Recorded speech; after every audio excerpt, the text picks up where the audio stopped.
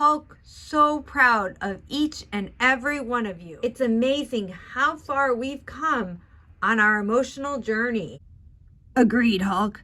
I used to think I only had one emotion, dark and mysterious. Turns out there's a whole emotional spectrum in the Batsuit. Agreed, Batman. I used to get emotional just about warm hugs. Now I'm an expert on happy chills and cool moods too. Wonderful, class. And now let's take a look at our gems.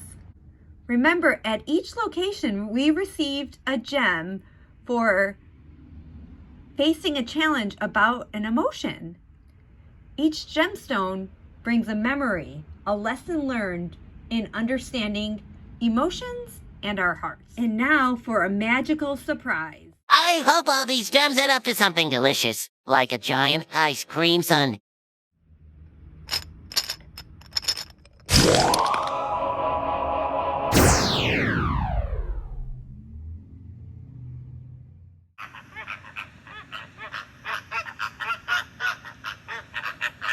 Agreed, Flamingo. It is stunning, like a constellation of our feelings. It's like our emotions had a glitter party. No dessert.